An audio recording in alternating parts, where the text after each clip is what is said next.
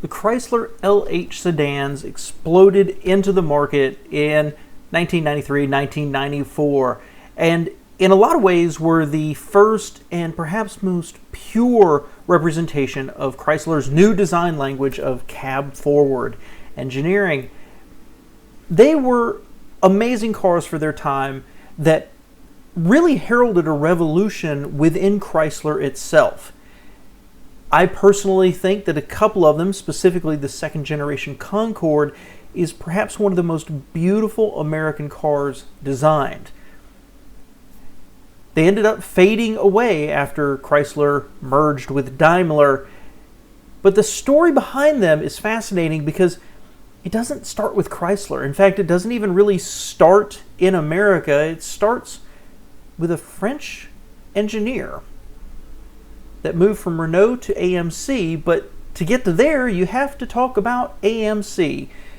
So today we're going to talk about the LH sedans, but we're going to start in 1954.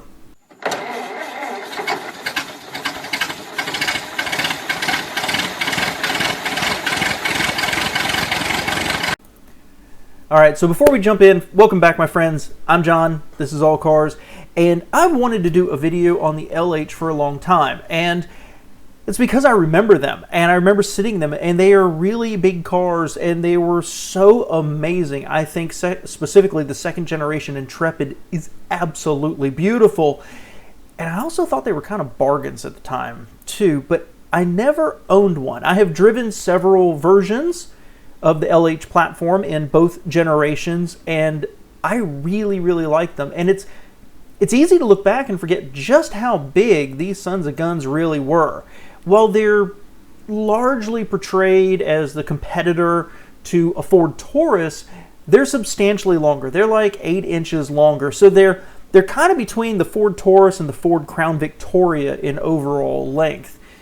But so much space inside, so space efficient with just this swoopy, gorgeous body. I haven't been able to find any really good sales figures tabulating all the different versions of the LH platform and what the sales ended up being. My overall impression is it sold very well, but was not quite a home run. My opinion overall is that they were pretty reliable, but not fantastically so. And the fact of the matter is I can't tell you the last time I saw a Dodge Intrepid on the road, when every once in a while I'll see a 1993 Ford Taurus. But their story really excited me, less about the different trim levels and the different engines, as much as how they ever came to be. So to start this story, you've got to go back to, let's say, the early 1950s. And you had the big three automakers, General Motors, Ford, and Chrysler. But there was a variety of other smaller manufacturers all struggling along. Studebaker, Packard, Kaiser, Willys Overland, Nash, and Hudson. And the president of Nash was George Mason, and he wanted to put together an American Motors Corporation to challenge Chrysler. Now, I've read two different versions of this, and the first was to put Nash, Hudson, and Studebaker together, but the president of Studebaker insisted on running the new company, so that wasn't going to happen. So Nash and Hudson got together, Studebaker and Packard got together. That did not go well, okay? And AMC came to be. Unfortunately, in 1954, when this happened, when George Mason ended up passing away unexpectedly. So this gentleman by the name of George W. Romney, yeah, that guy's dad, took over the new AMC and believed that their focus should be small cars. All right. He ended up running it for 8 years before he went and ran for governor. And I'm not going to go through it all. He phased out Nash, he phased out Hudson's, and replaced it with Rambler and the Metropolitan brands. And for the next 20 years, as far as I can tell, AMC struggled along, having some profit, investing in some stuff, and then immediately going back into flirting with bankruptcy. They became really good at getting money from bankers to stay afloat. But part of that reason is that they seem to be slightly out of step. They tried to do things innovative. They tried to go where the market wasn't, and just never quite had these huge hits. In fact, one story I read was that right in the 60s, when the horsepower wars started, they actually ran an ad or had ads that said they didn't participate in motorsports racing because the only race they cared about was the human race. Now, that's a nice sentiment, but that doesn't sell cars. They focused a lot on smaller cars and were quite revolutionary in it. They eventually came into more muscle cars, and I honestly think the Javelin is one of the better looking ones of its era. But they never really, in my opinion, were stable. They always had a scrappy group of people that were having to do more with less resources. Maybe they couldn't come up with new platforms and new engines, and they had to reuse the same things. They become really good at hiding the fact that they shared parts or even shared body panels between cars. But they were also extremely innovative. Sometimes it just didn't work. I mean, consider the Pacer, for example. By any metric, it's an ugly car. But tons of glass, great visibility. One of the doors was longer, the passenger side, so it was easier to get into the back. They really thought this stuff through. They really came up with some cool ideas. And consider the AMC Eagle. They take a car and put it on a all-wheel drive platform. It sold pretty well in colder climates. Guys, that's Subaru, right?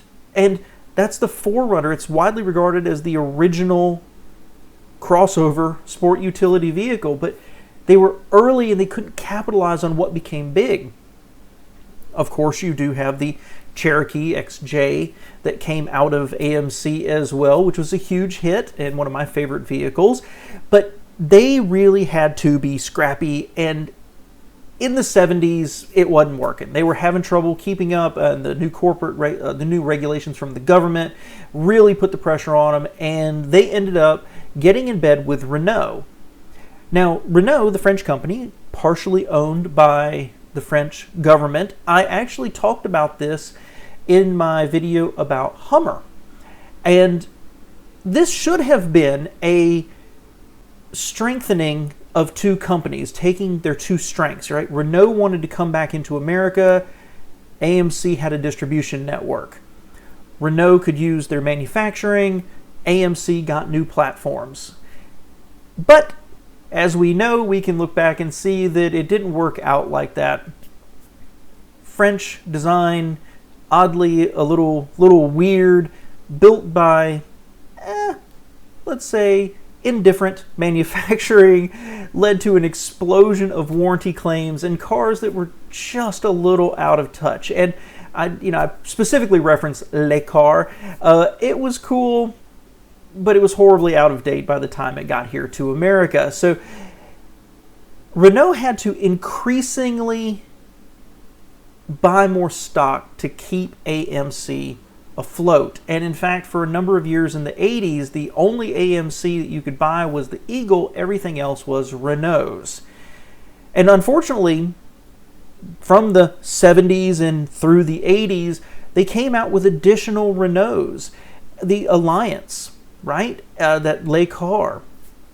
And all of them developed a reputation, a horrible reputation for reliability. But Renault continued to invest. They ended up with about 49% of AMC stock, so they were in charge. And they built a whole new factory up in Canada. But it got to the point where the leaders of Renault were faced with three decisions. Let AMC declare bankruptcy, continue to plow money into it, or try to sell it off and recoup some of their investment. Now, the CEO at the time wanted to keep going. They had a brand new car coming, which became the Eagle Premier. They had a brand new state-of-the-art modern factory, and he really thought there was something coming. Unfortunately, to keep AMC afloat, Renault was having to cut back in France.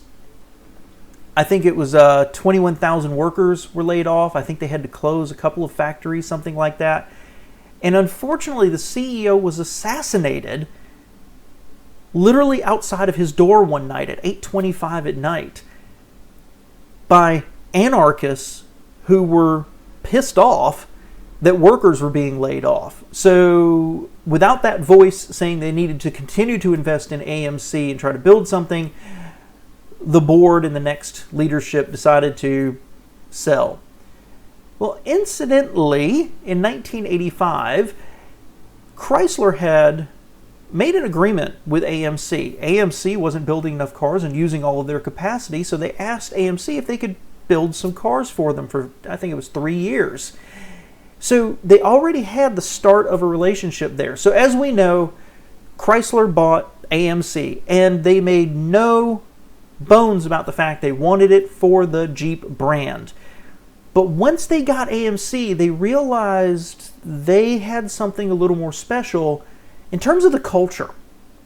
Now, buying, I think it was $1.5 billion is what Chrysler spent on AMC. Chrysler was about to head into some problems financially themselves. A huge amount of money to buy AMC. They'd also bought Lamborghini for some reason. And all of their products were stale. All of their products were still based on the K platform, except for their new Jeep stuff and, of course, the trucks. Eventually, it was announced by 92, Lee Iacocca was going to move out. They were going to have new leadership. AMC was being integrated, and they got this brand new plant at a fire sale price, being able to expand their capacity dramatically. But what they found shocked them. There's a gentleman by the name of Francois Castanegue. Forgive me if I pronounced that incorrectly, but he was a French executive, came over to AMC from Renault, and was in charge of engineering. He worked on that Eagle Premier, which is based on the Renault 25, as I recall.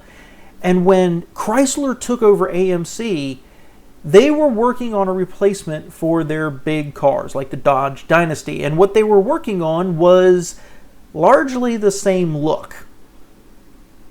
So one of Chrysler's chief designers was a gentleman by the name of Kevin Verdun. Again, I hope I pronounced that correct. And he was working on a concept car for Chrysler called the Navajo. Now, it never went beyond the clay model stage, but when Chrysler acquired Lamborghini, they threw it over to Lamborghini, and it became the Portofino, which was released as a concept car by them. You can take a look at it here, and you can see this is where the LH sedans got their design language. But when Chrysler bought AMC, they had what became the Eagle Premier coming out. Now, this was a very modern, very well received, rigid, good handling, really, really good car that just didn't resonate in the marketplace. But they liked it so much, they decided it was going to be the basis for what became the LH cars. They kept a lot of the same design in terms of longitudinal mount engine, front wheel drive, the front suspension points. The transmission was, if not based on, inspired by the Renault transmission, and they could build it at that brand new factory. That was the genesis of the LH. A mid-80s, 1986 concept car merged with a Renault platform designed by AMC engineers. Now, Francois, the engineer from AMC, they liked him and what he could do so much, they made him the head of all engineering at Chrysler. And he immediately began revolutionizing the structure of Chrysler. Now, having not worked in an auto manufacturer, my opinion of those days is like this. You work on transmissions. We need a transmission designed. You design it, and then you literally throw it over the wall for manufacturing to go figure out what to do with it. Francois restructured everything into platform teams, so it crossed departmental lines. So, for example, the neon's the easiest for me to visualize. We're designing a small car. Marketing what does that look like? Design, how does that work? Engineering, can we fit it in here? Manufacturing, what's the best way to build this? So all of them work together at the same time to design the best product. But they also revolutionized executive structure as well as customer service. One of the great examples would be when they were designing the new Ram trucks at the time, revolutionary in their time. The designers went out and took pictures of hundreds of other trucks and how people put their cups and how they put papers and what they used them for, so they could take that and then design the interior around it. When people sent letters to Chrysler, they responded. They put in systems to actually take those recommendations and implement them into cars, going so far as sometimes designers phoning those people for clarification about what they meant.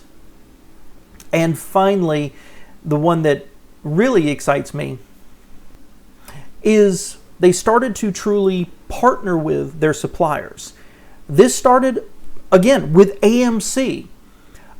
We can't do everything. Like General Motors, they wanted to design every single piece. They wanted to be self-sufficient. AMC couldn't do that, so they would go lean on their suppliers. We need this part. What's the best you can do? And those suppliers would be able to design something more nimbly than a big manufacturer might be able to, and have some cost savings along the way. That becomes super, super important. And so this platform team worked to design the LH sedans. When they were released, absolutely beautiful, well received, sold well, and they offered a variety of different names. They had the Chrysler Concord, the LHS, the 300M, the Dodge Intrepid, the Eagle Vision, the Chrysler New Yorker, and there was going to be a Plymouth called the Accolade, but it never happened. Through 2 generations, they only got better, in my opinion. They only got better looking. For example, the Intrepid launched with a 3.3-liter V6. They added a 3.5-liter V6. But when they redesigned it for the 1998 model year, they had a 2.7-liter, produced about 200 horsepower. A 3.2 produced 225. And then they had a top-of-the-line RT where they took that 3.5, redesigned it, and got it up to 242 horsepower. These were beautiful, beautiful cars. And I know I keep saying it, but I can't stress it enough. They rode well, they handled well, they were quiet, they were really a revolution, and I think they're underappreciated. One side note here I'd like to mention is Dodge actually started playing around in the late 90s with hybrid electrics. As a matter of fact, they had 3 different versions of the Intrepid with a diesel electric configuration. They were aiming for 80 miles per gallon, but they only could get about 55. Unfortunately, it used some exotic materials and lead acid batteries, so the price would have been $80,000 when an Intrepid was $20,000, something like that. So it never made it. By the 3rd version of this, they had a target mileage of 72 miles per gallon. They used less expensive materials, and the estimated cost was only going to be about $7,500 more than a standard vehicle, so somewhere around $30,000, and still using lithium-ion batteries. Stop and think about this. This is what I love about Chrysler. They were known as an engineering company, and I believe AMC was an engineering company as well, but they were a processes company. And those two came together in something pretty amazing. I have owned a few Chrysler products. I've owned 2, an old CJ, a Wrangler, a Jeep Cherokee XJ, and then our Dodge Neon in 1996. Not the most reliable car in the world, I'll admit, but it drove completely different than anything from Ford or Chevy or even the imports. As I've gotten older, I look back on Chrysler products and I love the K-Cars and the Spirit and the Shadow and all of these stretched K-Cars. Then by the 90s, I really think Chrysler hit almost a golden age. If just they were a little more reliable and a little more refined, they really were doing stuff that was out there beyond anybody else. They were swinging for the fences. And I've said many times Chrysler's kind of that scrappy company, but consider that in the late 90s, they had a full-size car aiming for 72 miles per gallon that would have cost about $30,000. Once again, an American manufacturer just missed the boat, and of course, Toyota comes out with the Prius later. The end result is that purchase of AMC, a Renault, a French platform, a French engineer, was the genesis of the LH. A French-purchased AMC factory in Canada built most of them, not all of them, but most of those LH platforms. They created an amazing car, and it wouldn't have been possible without 1954, a company that struggled to stay afloat. The French had to bail them out, and it all came together. What's really magical about it is the president of Chrysler at the time was Bob Lutz, and he was totally behind this. He loved the platform, he loved Francois, he loved what they were doing, and he was totally behind them tearing down the structure and rebuilding it back up. The legacy was relatively short-lived but powerful. Chrysler's stock increased by a factor of, I think, 4. Their profitability shot up. They had unfunded pensions that they managed to fully fund. They released after this the Cirrus and the Stratus, the Cloud cars, the Neon, the new Dodge Ram. It revolutionized Chrysler, and AMC essentially took over Chrysler from the inside. Bob Lutz was passed over for CEO, and he went to General Motors and took this philosophy of platform engineering and passion for cars over to General Motors. This concept of leaning on your suppliers to do their best and offer you things and offer cost savings, showing you that maybe because they're an expert in it, there's a better way. The whole industry does that now. That sense of doing more with less and bringing in the customers and getting their input at the front end to design for them, not just tell them what they want. Revolutionary. Unfortunately, we know how this ends by the second generation needing to be redesigned. Daimler was well in charge of Chrysler. They canceled the LH and its successor and forced the, I think it's the LX platform, and as we know, and as I've said many times, the products after that became kind of half-baked, not as focused, not as much swagger, and just cheap inside for the most part. I don't care what sales say. Chrysler ended when Daimler took over, and they've never quite been the same. And because of that, I have a really special place in my heart for that LH, those Cloud cars, and yes, the Neon as well. Hope you enjoyed this, guys. Let me know your thoughts below.